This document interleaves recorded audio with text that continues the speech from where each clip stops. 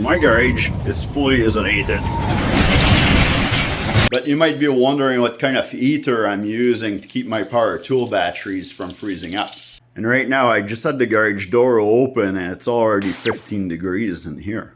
And as you saw when I took the temperature outside, it was -8 degrees. So it's over 20 degrees Celsius difference. And it's gonna get way warmer than this in a few minutes. What I'm using is the GiveBest Heater from Amazon. And it comes with a remote. Now this heater is only at 1500 watts, which is alright to use on a 15 amp outlet. Now if you're running this on your garage non-stop like I do in the winter, then you're going to need to do like I did and run a separate outlet and plug straight to your panel. As this is recommended and most often even required by jurisdiction and laws and bylaws in your area, to have a designated breaker and outlet for a heater. Depending on your setting, this heater can push air up to 41 degrees Celsius.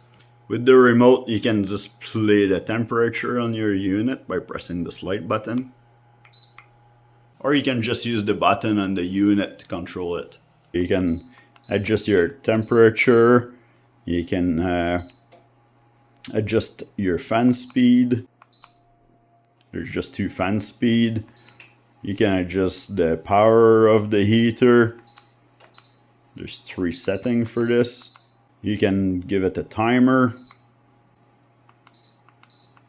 The sound button is just for if you want the remote to actually make some noise, or the panel on the unit to make some noise when you're adjusting it. And you can also lock up your temperature.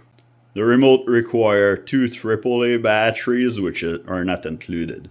This unit takes its air from the vent on both sides of the unit and expels the hot air from the front. And because of this, it makes all of the air in the garage circulate. Whenever the garage door has been closed for a while, this heater can maintain a temperature in here of about 20 degrees Celsius. So that means that now my batteries are safe and I'm good to do some test and review for tools and just wear a t-shirt in here. Now if you want to, you can follow those settings and actually control the heater with your phone. It doesn't matter where you are in the world.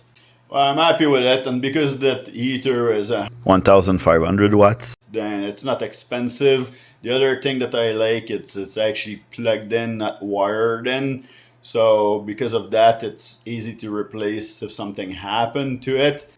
And because it's just plugged in, then in theory, you don't really have to follow building codes, and you can use already the plug that you have in the wall. But like I said before, it is recommended to have a designated breaker and circuit for it. So if you don't have a designated circuit for it, well, at least try not to run some big equipment in the same time that the heater is running. Maybe unplug it or unplug those equipment to make sure that they don't go on the same time. Well, if you're interested in that GiveBest Heater, then go check it out on my Amazon storefront. There's lots of snow outside, so I might as well keep going with those cordless snow shovel review videos. Until next time, watch some of the video in the playlist, and we'll see you in the next one.